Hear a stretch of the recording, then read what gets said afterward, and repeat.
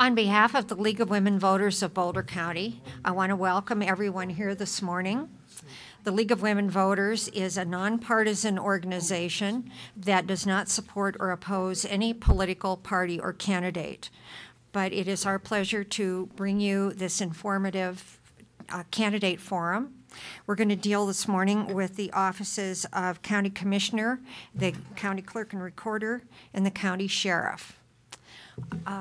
Many people in the audience came prepared this morning, and we're going to have questions after everyone has had a chance to make their presentation.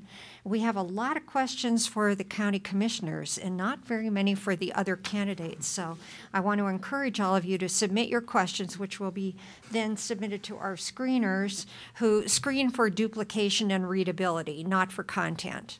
So if you have questions, please put them on a piece of paper and pass them up here. I have a few formalities to inform you about relating to communication. This forum is televised live on cable channel 22. An audio tape of the forum will be uploaded to KGNU website. Candidates may link to that website, but may not place any portion of this meeting on their website. There's no cherry picking. According to FCC policy, candidate forums must be broadcast in their entirety except by media reporting on the event. Candidates or their staff are not to record this forum. We ask that everyone please turn off all cell phones. So without further ado, we will begin with opening statements of 1 minute from each candidate for each office. And when it comes time for questions, they will each have 1 minute within the grouping of the office that they're seeking, 1 minute per question to answer it. So we will start with County Commissioner Cindy Domenico. Thanks, Elisa. Good morning, everyone. My name is Cindy Domenico. I'm Boulder County Commissioner for County District 3. I'm running for re-election for my second full term because I believe in public service and in strong local government. And having had the opportunity to chair the board through 2 natural disasters and partial economic downturn, I think I bring experience in management skills, in personnel structure, and in innovative local government to the office. You know, I think a true test of your county government and how well it's working is how it responds in local disasters and emergency situations. And through the fires, the flood, and the Great Recession, we have actually made this community stronger and more resilient. We continue to do that. We do it because we work together. I'm proud of our county response, proud of our county employees, and would like to serve to complete the flood recovery. Thank you.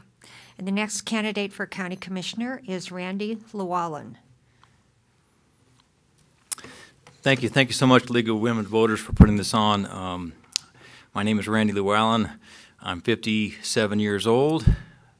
My beautiful wife is here. I want to thank her publicly. She's been my campaign manager. This is a tough job to run for election. It takes a lot of energy and time, and I really appreciate that. I have 2 children. I have 5 grandchildren. I have been in the Boulder area for probably 50 years, Fairview class of 75. I've conducted a business here. I'm a Mason, and I also have 10 years with the United States Army. You'll find that I'm a very fair, pragmatic person. I have a deep sense of loyalty and duty, and I bring to the table these attributes, the fact that I've actually been in the community, I've operated a business, and I think that we need balance in this county, and we haven't had it for 21 years. Thank you so much. And our third candidate for County Commissioner is Kai Abelkas. Thank you. Good morning, everybody. Thank you so much for coming out on this really beautiful Saturday morning.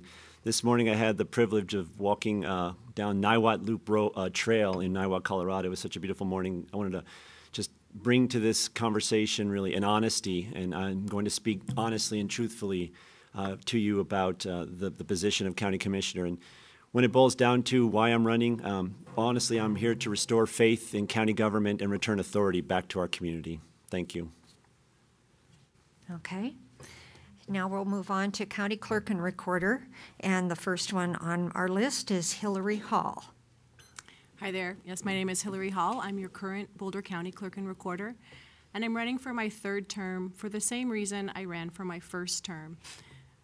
And that's to ensure that everyone in our community has the ability to participate in our democracy and that they can cast their vote and that vote will count. That's why I started running. Since then, I also have taken that same philosophy and applied it throughout our office and making sure that our fundamental rights, no matter what you're coming to my office for, you can have access to those. As you found out this week, one of those rights that I've stood very strongly for was marriage equality, and it's such a great, joyous week that we were able to now, without any question, implement that in my office. As we go forward, we need to continue implementing our new election model, which has greatly increased access to voting. We also need to continue to diversify our services as our community continues to diversify and grow and use technology to do so. I have the experience, and I hope to be able to represent you again. And another candidate for County Clerk and Recorder is Ralph Schnellvar. Good morning, everybody. My name is Ralphie to my mother and friends, Schnellvar. I am running for Boulder County Clerk and Recorder against the current Clerk and Recorder because we see things very differently. I am proud to have brought 2 lawsuits or participated in 2 lawsuits against county clerks and 1 more lawsuit involving term limits against the current county commissioner. I am very passionate about election integrity. I want people to see what's going on. That's what the lawsuits were about. Like Hillary, I'm very happy that the Supreme Court has ruled, basically ruled that same-sex marriage is legal. I would have done exactly the same thing. So on that issue, there's no difference between us. It's also great to actually see more people here than there are candidates. So thank you all for participating. Okay, and now we'll move on to County Sheriff, and our first candidate is Joe Pelly. Good morning, everybody. My name is Joe Pelly, and this January I will have been a peace officer in this county for 35 years. I've been the elected sheriff for the past 12 years. I'm running for a 4th and final term. I'm very, very proud of our organization, the job that we do, providing law enforcement, public safety, jail management, emergency management, managing disasters and the response, recovery efforts. This job is a passion of mine, has been my whole life since high school, and I'm asking for a 4th and final term. My promise is to work, 1, on a transition plan to make sure we're in good shape when I leave, and 2, more of the same, competent management with character and integrity. Thank you. Okay, and our final candidate, I need to say just one thing. His name will not appear on the ballot. He's a write-in candidate. But since he's a viable candidate, we have invited him to come and speak to us, and his name is Toby Fernsler. That's correct. Toby Fernsler. Thank you very much for having me here. It's a pleasure to meet you all. Pull the microphone up, would you? I think, I'm not sure I can hear you very well. I'm a mathematician and a neuroscientist, a commercial fisherman, a handyman, a family man, and have a strong affinity for the Quaker faith and nonviolent tactics of my grandparents. As your sheriff, I will act out of love to find lasting solutions to persistent problems. I believe a permanent speed trap indicates it is not working. I believe a man should not be released from prison because he was sufficiently punished, but because he was healed of the wounds that placed him there. I would end the wars on drugs and defend the Bill of Rights. I would police hydraulic fracturing and let them know how unwelcome they are. I would challenge authority and stand up to big business and big government. I will be your humble public servant and your joyfully furious defender. My name is Toby Fernsler, and my message is love. Thank you. Now, I have one question for everybody, and then we'll move into questions for separate candidates. So let's go the opposite direction with this one, and here's your question. Okay. How much do you expect to spend to get elected? Do you favor asking candidates to limit how much they spend?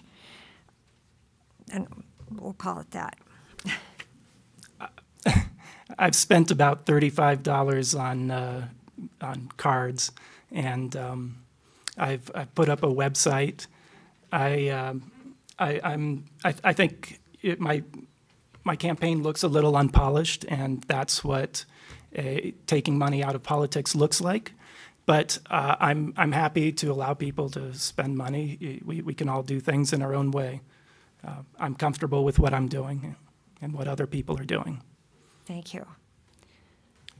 I am not collecting or spending any money on this campaign. I'm running on a 3-term record and feel confident about that. I did, however, spend quite a bit of money the first time.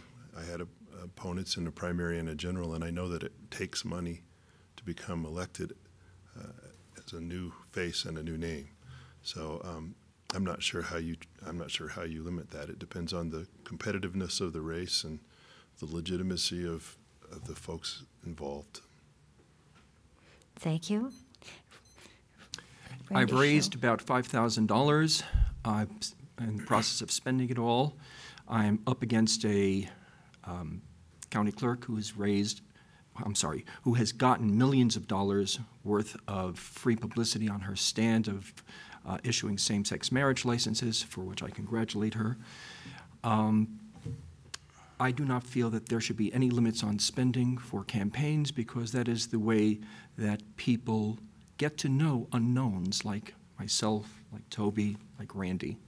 So I thank you for contributing to my campaign, all of you that have done so, and I could certainly use a lot more. Okay, and Ms. Hall, would you pull the microphone up to you? I don't think your voice was real clear the first time. Is this better? Not much. Well, I'm not sure how I get closer. There, So that's good. it's okay. Think of yourself as a rock star. There we go. So I am not raising funds. I'm taking the same approach I bring to my office, and that's to spend the resources I have in the ways that best serve the outcome. I have materials from my previous campaign, and I am relying on the fact that I have been clerk for 2 terms and the record that I've established for that office. And I had no idea I had millions of dollars of publicity. Hopefully I don't have to report that. As far as others being able to, I think we have a gap. I don't believe it should take money to win an office, or that you need to be independently wealthy or have money for that to happen. I do think that people contributing for the candidates they believe in is a healthy part of our democracy. What we need is to figure out, how do we have access that doesn't cost so much money for people to let people know about being a candidate. Thank you. Kai Abelkis? Yes, thank you. So I am currently not accepting any campaigns, because when I thought about this race, bless you, when I thought about this race, how I ran this race and how I was elected was critically important to what I believe the success of any candidate would have. And to be honest with you, going door to door and meeting people costs nothing. And that was the part of my campaign that I wanted to take on. And so I've been meeting folks door to door. I've been meeting folks in the community, and the conversations I'm having, that costs nothing. I think we get so caught up in the money part that we don't recognize that it's also about going out into the community and actually speaking to people and talking to people. And that is a precious, precious gift that people have given me their time, and that cost nothing. Thank you. And Yes, Randy Llewellyn? Thank you. To date, I have raised approximately $2,000, and we have spent it all. And there's no doubt that if you're in a political race, the key issue is informing people, and that takes a lot of money. My personal stance is different from that, however, and I want you to think about this for a moment. And it might be a pie in the sky, but envision with me, if you will, that we evolve a system in this country simply because the current system is becoming unworkable, that no money is spent, that in this high-tech era, that simply people inform themselves by going to each candidate's website, that the party system becomes obsolete because we, the people, want to know about who our candidates are. We get rid of the yard signs, we get rid of all the advertisement, that it becomes a responsibility of each and every individual to find out who they're voting for. And Thank you. I'd like I'm to see sorry that your happen. time is up. Cindy Domenico, please. Thank you. I also am running on my record of the last 7 years and the experience that we've had over that time frame. I too had an opponent in the primary, and it was a challenging set of events. So we did raise money and continue to raise money, and probably it would be in the range of $12,000 by the time we're finished. But I think the key thing is that when you start running, and if you are not known, you really do need cash coming in to help you establish name ID and familiarity with the community. So it's difficult to decide how to limit people. The thing that I worry about, or the bigger picture in terms of elections, is that a lot of times dollars are not connected to the name of the contributor. And I find that very challenging. And that is what's happening in the larger races across the board in the Senate and other places. And that should not be what we do in this country. That's my thought on that. Thank you. So now we're going to move into questions for specific offices, and the first one I have is for the county commissioners, and I'm going to start with Randy Llewellyn, and then we'll go to Kai Abelkis, and then Cindy Domenico. And the question is, how would you, as a commissioner candidate, advocate solutions to fixing the poorly maintained roads in the county that have been estimated at $71 million? Thank you. Yeah, this is a definite problem. In fact, it has reached proportions such that the people in the county have had to bring a lawsuit against the county commissioners because the county commissioners have illegally tried to extort money from them through their property taxes.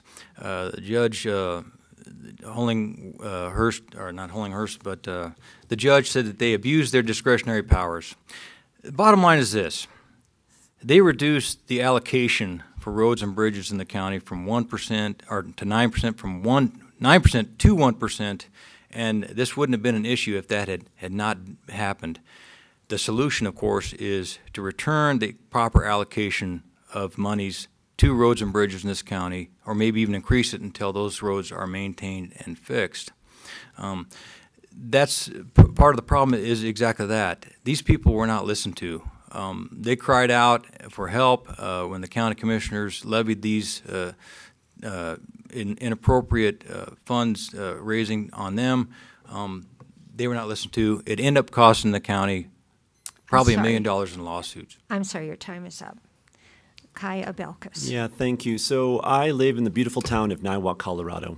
And just recently my wife received a check from the county. We're very excited about that. And this is one of the main reasons why I decided to throw my hat in the ring. The mess that we're in today is a clear example of the lack of leadership in the county commissioners. Instead of listening to the community and working with the community, County Commissioner Cindy Domenico and the other two voted, and they broke the law by implementing liens on 11,000 homes.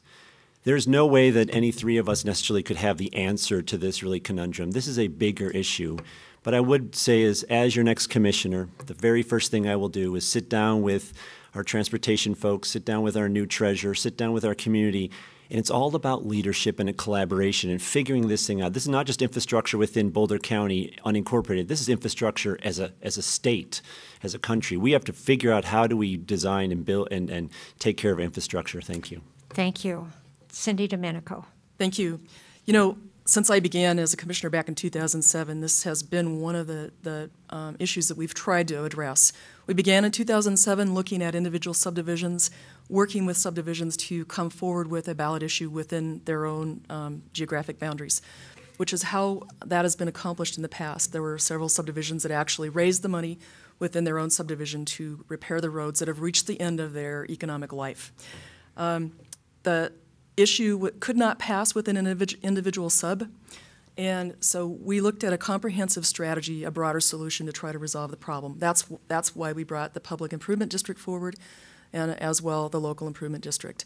Local Improvement Districts have been used in Colorado for many years for exactly this purpose.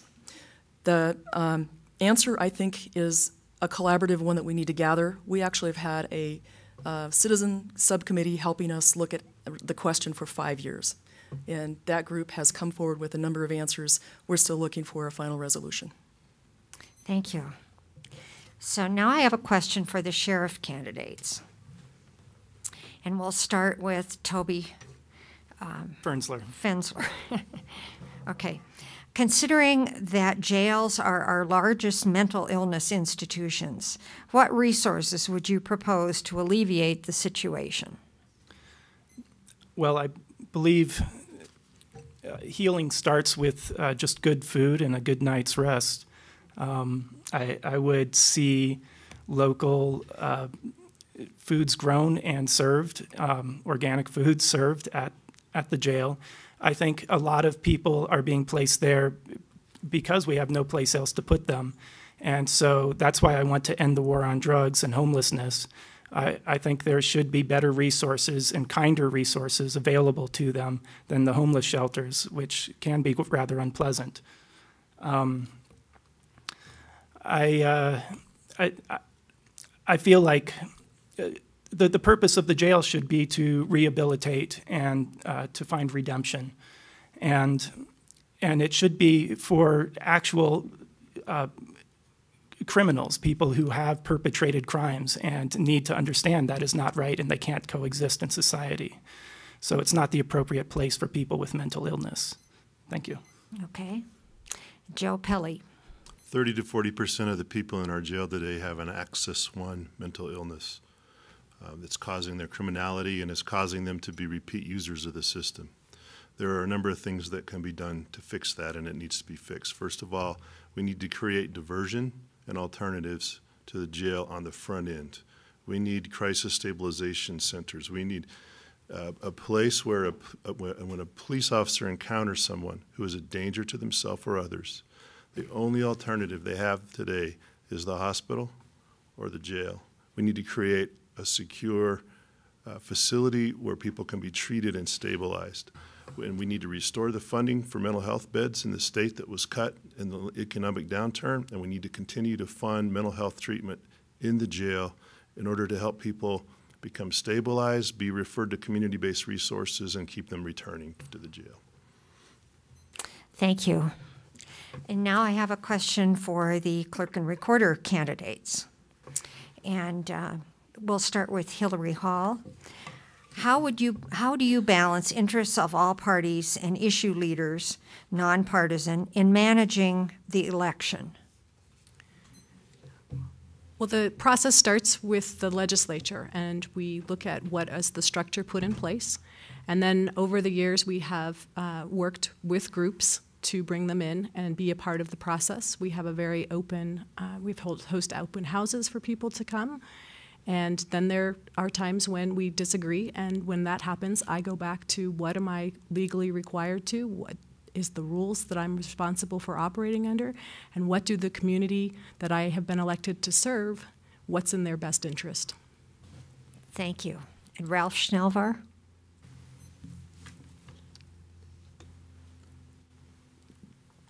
My opponent has a very good record providing a facade of openness.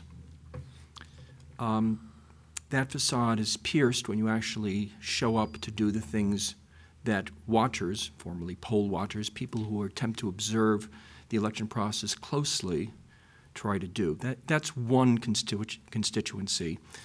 I would work closely with those election activists and those people in the community to open up the process to make it as transparent, as open, as verifiable as I possibly could for those people, for the general community. The technology is there to make these processes certainly much more accessible. Thank you. Now we'll come back to the county commissioners, and I'll start with Cindy Domenico and go that direction. Please give your view of Tabor and how it impacts county budgets. Thank you. It's a great question. The Taxpayers' Bill of Rights, so-called Taxpayers' Bill of Rights, was adopted back in 1992. It's been in effect since 1993 and has had serious impacts across the state of Colorado, and particularly, I think, for local governments, the university, the state-level government. It limits our ability on both ends of the equation in terms of tax dollars coming in and tax dollars being spent. And the one good thing that it does is ask voters to weigh in on questions of whether or not a mill levy should be raised. But there are so many other problems with it. In order to change the issue around Tabor, though, we would need to go to a statewide vote and undo it at the constitutional level. It's one of those things that was put in the Constitution, took 3 times, but it actually was made to happen and has severe consequences for all of us at every level of government in the state of Colorado. Thank you. Randy Llewellyn? Yes. Tabor, or the Taxpayer Bill of Rights, was put on, was an initiative by the citizens of the state of Colorado and voted on by the citizens of the state of Colorado and passed, and rightly so. It gives us the right, in the form of the Bill of Rights, to say that before we are being taxed, you need our consent. In the past, government officials could place taxes and impose taxes without the consent of the people. This had to be changed, and it was, and I'm grateful for that. It does cause restraints, and it does slow government down in its spending capacity. Government as a whole typically overspends, it overtaxes, and this is inappropriate. The Taxpayer Bill of Rights is our right. It's the people's right, and I'm happy to have it. Thank you. Kai? Yeah, thank you. I just want to take another look at Tabor in regards to budgets. One of the other reasons I felt I wanted to run for county commissioner was because I believe, and many other believes, is that there's not real true accountability in Boulder County government. I just want to point out to one thing. Most cities, almost every city in this county has a manager to manage the budget day to day. Most large counties have managers, but our county has no county manager, no one that is really accountable on the day-to-day aspect of running this organization. And right now, to be honest with you, I believe that our county budget is quite a mess. We have serious issues going forward, and if certain issues aren't passed this fall, the county is looking at some serious budgets. And I believe that that's because of, again, back to the lack of leadership and accountability of this county, who I believe sometimes spends beyond their means. And my concern, and so as your next county commissioner, one of the very first things I will do is to bring a county professional manager to our organization. Thank you. Okay, and now I have a question for the clerk and recorder candidates. And we'll start with Hillary Hall. Explain ballot harvesting and how you will prevent it. So I believe the concept they're pointing at is people who turn in ballots for other people. I think there's a range of how to view that. I believe that it's an area for us to continue to focus on as we've shifted to mail ballot. And also, if it's creating fraud, then it needs to be addressed. If you're bringing in ballots for people who want to vote and they've signed them and they've fulfilled the process, then I'm not really sure what the difference is between them dropping it off in the mailbox themselves and having a neighbor or a friend or even a campaign bring it in for them. That right relies on the individual and their choice as to who they want to give that ballot to. Personally, as the clerk, I would not recommend it. I would recommend you drop your ballot off yourself. But if a voter wishes to have someone else and that facilitates them voting, then that's their right. Okay. Ralph Schnellvar. Ballot harvesting is a process by which a possibly unscrupulous organization can gather lots and lots of ballots and vote the way they wish to, and then ask people to sign the ballots and then turn these ballots in bulk. The state legislature has made a rule, I don't know if it's the state legislature or the Secretary of State, but I believe it's the state legislature, said that ballot harvesting is limited to 10 ballots per individual. Didn't say per day, didn't specify any of that. So Hillary is right. This has to be done at the state legislative level. As county clerk, I would lobby heavily to strengthen the restrictions on ballot harvesting. Thank you. Okay, and now we'll go back to the sheriff's candidates. Considering the two major disasters in the last few years, how will your office plan or request budgeting for possible future disasters? Joe Pelly, please. Very briefly, I've been the sheriff for 12 years. We've had 7 historic fires during that time. Those fires, in every case, we looked at our capacity, we evaluated our weaknesses, and we compensated for that. We've built a really strong emergency management system in this county. And as a result, we were able to respond to the 4 Mile fire and the floods we've had in very good fashion. Unified command, state, federal, local, everybody working together. The funding for that is set in the budget. We're not that's to maintain those offices and that process. The money that is used to respond to an emergency has to come from the county general fund reserve. We don't budget annually for a disaster, thankfully. But we do have to have a strong general fund reserve in order to go to it when we need to, contract for slurry bombers or helicopters or that kind of thing. And we've always had that. This is why this 1A thing, the flood recovery, is so important to us to be able to prepared for that. Thank you. Toby Fernsler? Yes, well, I agree with Joe Pelly that the sheriff's office and the other offices of our county have done an excellent job of anticipating and adjusting to the fires, to the floods. I'm very proud of the office and what they've done. I think our main focus, what we can do is act when there isn't an emergency, to anticipate weaknesses in what would occur. There is fire mitigation, there is education that can get out there. We have a lot of people moving in and out of the hills, and we want people to be very aware of where there might be problem areas. So, and also the roads came up earlier. That's a key part of planning for floods and fire. Thank you. Okay, so now back to the county commissioners, and we'll start with Randy Llewellyn on this question, and then we'll go to Cindy Domenico and then Kai Abelkis. Do any of you believe it is okay to appoint former county commissioners to high-paying jobs after their elected position is over? Well, my personal feeling is this. This has actually happened in the county repetitively, and it's part of a violation of the public trust.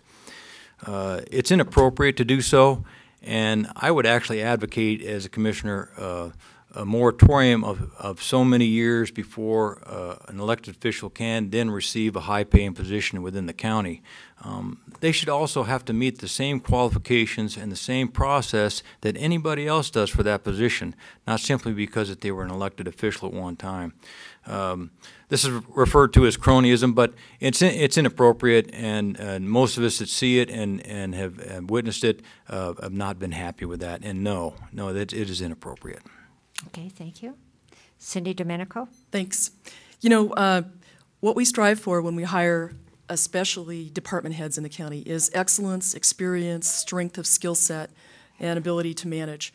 And I'm thinking that you're speaking specifically about our county attorney, current county attorney, and I have to say that that particular person had tremendous experience in the county attorney's office before he ran for commissioner. He served as a commissioner for 7 years.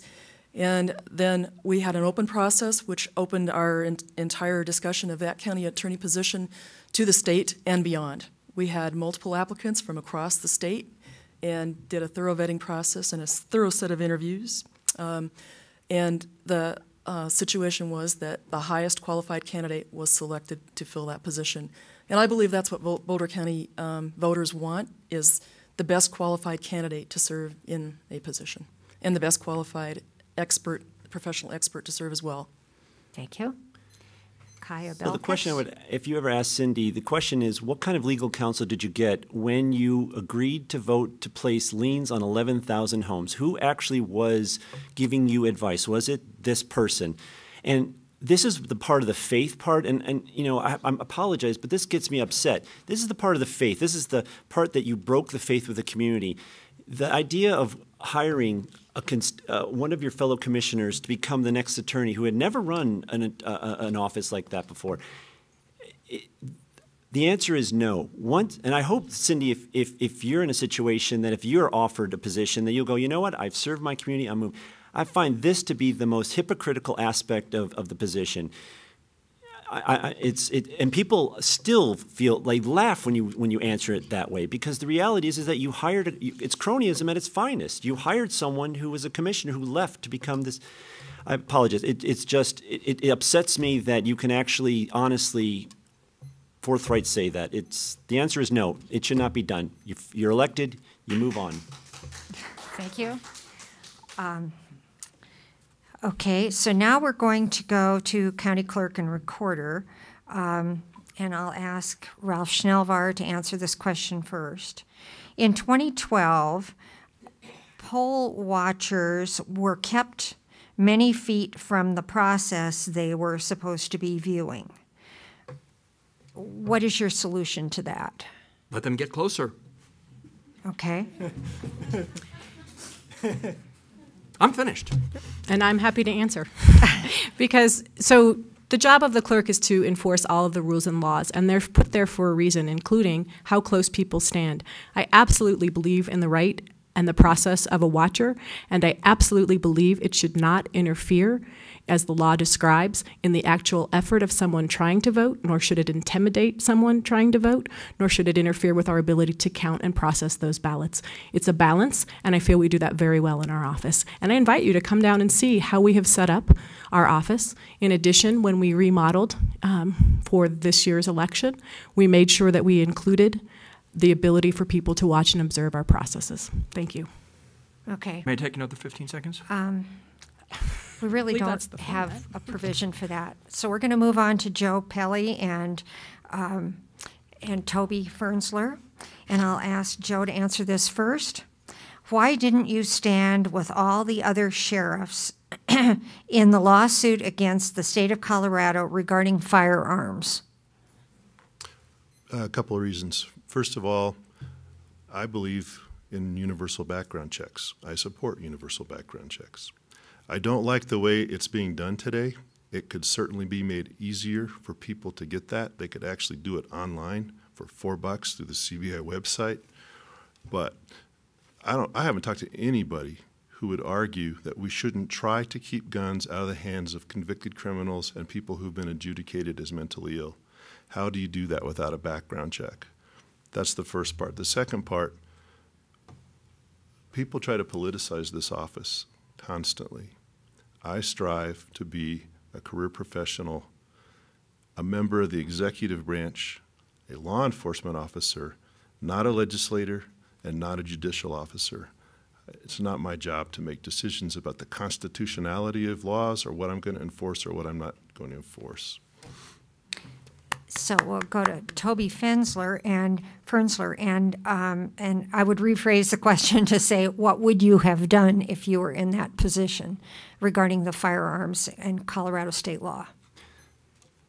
Well, I believe I would support the lawsuit. I want clarity in the laws. I believe there is a great thicket of laws for law enforcement to enforce, and the way that those gun restrictions were written, it creates a lot of confusion, and it makes criminals out of people who never intended to or never knew they were breaking the law.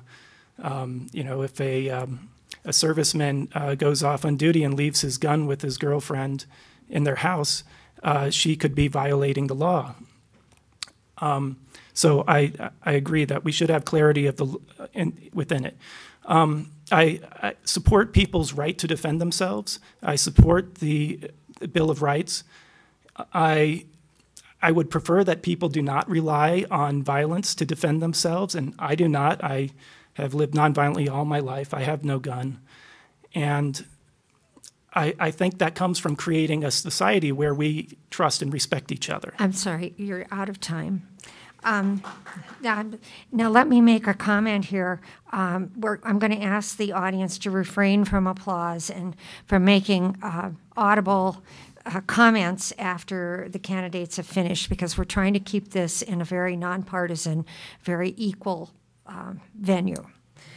So now I'm going to come back to the county commissioner with a question. And we'll start with Kai Abelkas and go this way.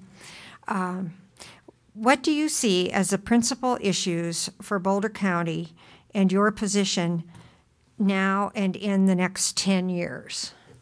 Yes, that is a great question, and the answer is accountability. The current system as we have today is a caucus system. The county commissioners currently were basically hired by 300 well-meaning folks. When I'm out in the community, what I hear all the time is, I don't know who my commissioners are. They don't listen to me. There's no accountability. Accountability is the key. The first thing I will do will take steps to have direct elections of our county commissioners so they're actually held accountable to our folks. The other one is hiring a county manager and having accountability within our community. It's hard for me to understand how we could have an organization, a $356 million organization, and not have a professional county manager in Boulder County. The other one really is that we have some great folks, elected officials, Sheriff Pele and Hillary Hall, and continue to support their efforts and make sure they're funded properly so they could do what they legally are bound to do. Thank you. Okay, Randy Llewellyn. Yes. I'm going to start by saying that I agree with Kai about this. I call it representation. Currently, the Board of Commissioners is elected at large, and that has allowed one party to dominate this county. We need proper representation, election by district. We should even, at that point, even elect 3 or 5 or even 7 commissioners, because 3 is certainly too much power when only 2 people have to agree. From there, management of funds, $356 million budget. Some of those programs are so badly managed that we need to look at that, and a manager would be very helpful. And lastly, the public trust. When you talk about cronyism, when you talk about backdoor dealing outside the public forum, and violation of the Sunshine Law, these things have all violated the public trust. We want to believe that our representatives are taking care of us. They're listening to us, and they are not. I will bring that to the table. Thank you. And Cindy Domenico. Sure. For the next 10 years and the current 5, we are focused on flood recovery. That is the number one thing that needs to happen. And as has been stated about ballot issue 1A, flood recovery, we're looking at $217 million of expenditures for the public infrastructure being needed over the next 5 years. An estimated reimbursement from state and federal partners of about $161 million. We have a $56 million gap. That needs to be covered by the county. Those are our matching numbers, et cetera. We need the public's help to support ballot issue 1A to help us do that. And in regard to some of the other comments that have been made, we have full accountability. We have full auditing that occurs with all of our budget. I was elected by 63% of the voters in Boulder County 3 times. And I stand on that record. We have a professional budget manager and a professional finance manager, and a county manager is not the end-all, be-all to answer all the questions, which is why a number of counties don't have a county manager. Thank you. Now, I have a question that is directed to all the candidates, so I'm going to ask it of all of you, but I think it's probably more germane to the county commissioners. So I'll start from this end and let the county commissioners end with their answers. And I'm reading this question, and it's in an I form, so I want you to know it's not really me. My neighbors and I do not feel represented in Boulder County. Would you be in favor of increasing the number of commissioners to 5, maybe 7, and electing them by district, not at large? Yes. Oh, that was quick. Okay. All right. Joe Pele? I think you'd have to change the Constitution in order to do that, and we need to make sure we understand that. That's not in the power or the authority of the commissioners, or they'd have to become a home rule county, which would in fact give the Board of Commissioners more authority and more power than they currently have. So before you answer yes, think through your answer. Yeah, I don't know why I would not support that. Okay. But it will require some major changes to make it happen. So you're all politicians, so even if you're not county commissioner candidates. All right, Ralph Schnellvar, what's your response? I completely agree with Sheriff Pelly. His answer was complete. I will then use the balance of my time to to answer something I should have stated before. In terms of access and oversight, the Boulder Weekly has endorsed me for county clerk because they were not able to get close enough to actually watch various processes. I would make sure that the media and citizens and watchers get close enough to see the processes so that they're happy. And I would work with various groups to make that happen. Thank you. All right. Hillary Hall. So the question was around if we should increase the number of our commissioners? Sorry. Correct. Thank you. And elect them by and elect district them by rather district. than at large. It's an issue I haven't studied because I haven't been responsible to study. I have my hands full with the duties that I currently do. I would be open to further conversation. I do know the process, and it's right. If we would have to become home ruled, and I think there's consequences to that. While it may get us some immediate gains, it's to take time and really look at what's the whole picture that does, and it's a conversation for our whole community. Okay. So Kai I think this Abelkis. to me is the quintessential question about whether or not who you vote for as county commissioner this fall. The question really is, do you feel heard? When I sat in those meetings about GMOs, I know that a lot of the community didn't feel heard when Cindy Domenico approved GMOs on our open space. When we found liens on 11,000 homes, I know that 11,000 folks did not feel heard when they got that lien on their homes. And then they finally felt heard because a judge deemed it illegal. She broke the law. That is the one issue that I think Randy and I both agree on. We want to bring more representation. I like meeting people. I like working with communities. The reason why I've been successful as a sustainability coordinator at Boulder Community Health is because I collaborate, I work, I listen. And I fear, unfortunately, the way the system currently works is that our commissioners don't have to listen. They don't have to meet because they know that they're being anointed by 300 well-meaning folks at the caucus, and that's the end of it. And so representation is such a critical part of this community, and we deserve representation. So yes. Thank you. Randy Llewellyn. Right. I would definitely be in favor of more commissioners. And I have to take issue or disagree with Joe, Ralph, and Hillary because Article 31 of the Colorado Revised Statutes is very clear. You don't have to be a home rule county to increase the number of commissioners. It's simply a matter of commissioners putting it on the ballot for the people to decide. Now, have they done that? No. Have they been asked to do that? Yes, over and over. I personally have sent a letter to them.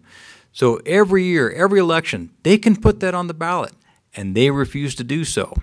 You have to ask yourself the question, why? Why wouldn't we want more representation? Why wouldn't we want more commissioners? Thank you. Cindy Domenico. Thanks. We actually have put it on the ballot twice in the past, and it's failed. Voters have not approved an increase from 3 to 5. And in fact, I think part of the issue is that people are concerned that it's costly because it would imply that we would have more staffing, more commissioner salaries. And I think it's really up to the voters to decide if they really want to move forward with an additional set of commissioners. You know, by district means something a little bit different. If you vote by district, you vote for one commissioner, one at a time. So now you can vote for 3. Then you would be able to only vote for 1. You would have only one choice instead of 3. And do voters really want to do that? Do they want to have less of an impact on the bigger picture when county issues are just exactly that? They're not district issues, they're county-wide issues. So I think you really need to think through what it does mean to expand the numbers and to go to something that would be by district. But again, it's all the voters' choice to be able to do that. Any change means cost, and that's what Adams County is experiencing right now. Thank you. Okay, and now I have another question for county commissioners. And I think we'll start with Cindy Domenico and then go clockwise. What is the responsibility of the commissioners to protect the county from the many known effects of fracking? Great question. You know, we actually went out in 2012 with the very first moratorium on fracking in the region. Our moratorium is the only one still standing at this point in time, and I believe our job is to protect the health and air and safety of our citizens as best we can. It's a challenge right now because the rules are against us at the state level. That's really where we need to make the change. We need a change in state statute that gives back local authority to local governments to control oil and gas as an industrial activity on lands that are adjacent, especially to cities. If you cross the line over into Weld County, you see how horrific it is. That is not what we want here. I intend to extend our moratorium and ask my colleagues to do that same as far as we possibly can. Likely a court is going to come down on top of us, but we will go as far as we can and push it as hard as we can, hopefully leading to eventually a 2016 statewide ballot question. Thank you. Randy Llewellyn. Actually, Cindy's exactly correct. And I'm not so sure she's correct that ours is the only moratorium still standing, but it's just a matter of time before that becomes litigated as well. This is a state statute regulated thing, and therefore we are dependent upon that as county commissioners and what they decide in that. However, just like Cindy said, we are responsible for the health and welfare of our people, and we can protect them through regulation regarding fracking in that aspect. And the county has been working hard on that, and I've read those, and they're exhaustive, and in the meantime, that is appropriate. And I would continue to do so, and I would advocate for that. Thank you. So my Kaya daughter's not going Belkis? to like this answer, but my daughter back there is my little daughter, 11-year-old Addison Abelkis. And when I look at her, this subject is personal. I just want to make sure that when you leave this room that you know one thing about myself, Kai. I've worked in the sustainability world for 20 years. I tie human health to environmental health, and I'll make this very clear to everybody. If elected county commissioner, I will fight to make sure that fracking stays out of Boulder County. I will do everything I possibly can within means, within law, with every ounce of my body to make sure that my little daughter back there lives in a community where it's healthy to breathe the air, it's healthy to drink the water. I promise that. That's why I got into this race, and I will continue to do that. As soon as I'm commissioner, I will make sure that that is the tone that is set from this county commissioner. Thank you. Okay. We have reached the point where we need to move into your closing statements, and I'm going to let Hillary Hall start, and then we'll go around. So we'll start in the middle and end in the middle. So for your summation. Thank you. As I stated when I began, I ran to ensure that every citizen has access to democracy and the ability to cast their vote. As your leader, I was one of the ones who worked to implement our new election model that truly allows for that in our state, not just our county. As we've seen across the nation, we can't take for granted access to a ballot and the ability to vote. So I would continue that fight and continue to implement that model. And I take that commitment to all of the office that I'm responsible for, is serving the public, finding a way to say yes, and ensuring that you have the services you need from my office both today and tomorrow, and doing so with the finances and resources that I have available to me. Thank you. Okay. Ralph Schnellvar. Since at least 2004, I have been in the election integrity movement. In 2004, I testified in court that the serial numbers marked on ballots would enable those in the know how to trace those ballots back to the voter. In other words, ballots in Boulder County up until about 2012, 2013 were not secret ballots. For years and years, I had protested this. Then in 2012, in front of a federal court, in front of a federal judge, the clerk's attorney said, yes, the ballots were traceable. I was vindicated. I was right. And I will be right for Boulder County as a county clerk and recorder. I ask for your vote. I'm Ralphie Schnellvar. Thank you. Okay. Joe Pelly. It's been my pleasure and an honor to be your sheriff these past 12 years. I plan to continue with character and competence and open communication to deliver public safety services to this county. Part of the challenge of the next and last term for me is training my replacement and making sure that the sheriff's office continues to operate with excellent leadership and professionalism.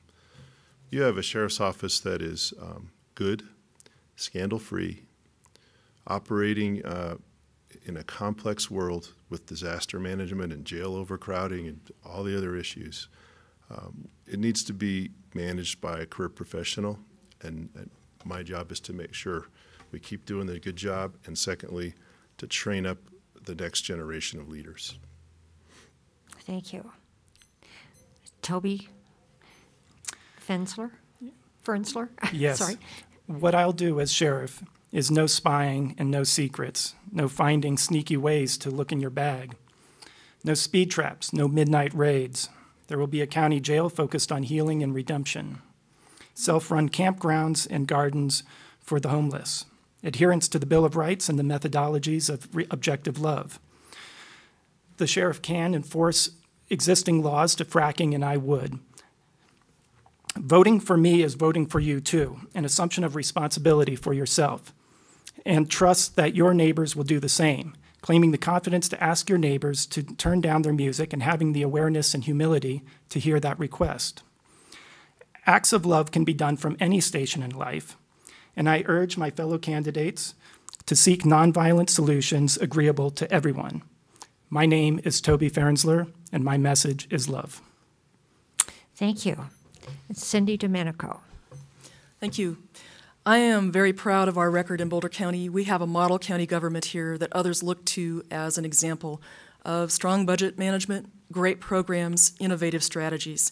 Our quality of life, our unemployment rate, our communities across the board are stronger in Boulder County than most other places around the state. We're very fortunate. And you know, it comes from the collaboration that we've built with all of our city councils and boards of trustees, with the university, with the school districts, and with everyone who works together to make this countywide community the incredible place that it is. My daughter's here too, and she's an awesome kid, and she's a product of the local school district. I am too. I grew up here. This is my home county. I am honored and humbled to be able to serve here and would love to continue to do that. I bring tremendous expertise, in-depth experience, and thoughtful decision-making to this county. I'm proud to be endorsed by the Sierra Club and Plan Boulder County, as well as a whole series of other individuals on my website. I thank you for your support and look for your vote to come forward in November. Thank you. Okay, thank you. And Randy Llewellyn? As Kai mentioned earlier about campaigning, a lot of it's exhausting, but one of the things I did was I walked a lot of precincts and I've met a lot of people. And that's probably been my favorite part, because I chitty-chat with people and I talk to them. And it's rewarding because we are a good people. We are a kind people. We are a fair people.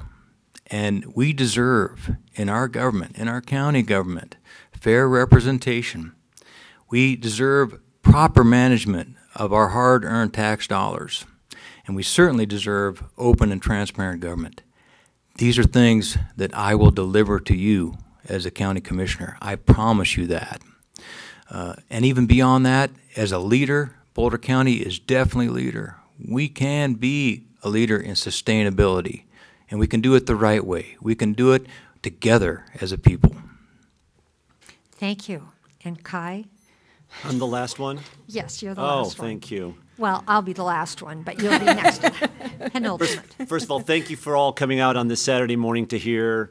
And, you know, all aside, at the end of the day, I really do want to thank all of you for putting yourself forward to want to serve the public, regardless of what side of the aisle you're on. I also want to say we all know how blessed we are to have a sheriff like Joseph Pelly. And, I mean, she has done a remarkable job. I hate to break ranks, but she has done a remarkable job, what she's done with many issues.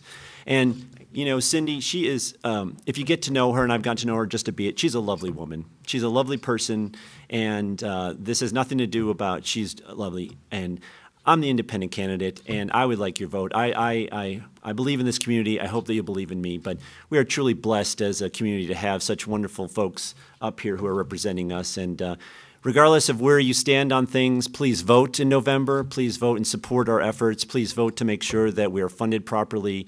And again, thank you so much for taking time out of your busy schedules to come and hear us talk. Thank you. Well, thank you to all of our candidates for coming. This has been very enlightening to us, and thank you to our audience for coming.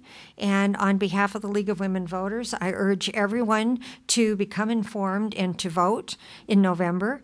And that concludes our forum this morning.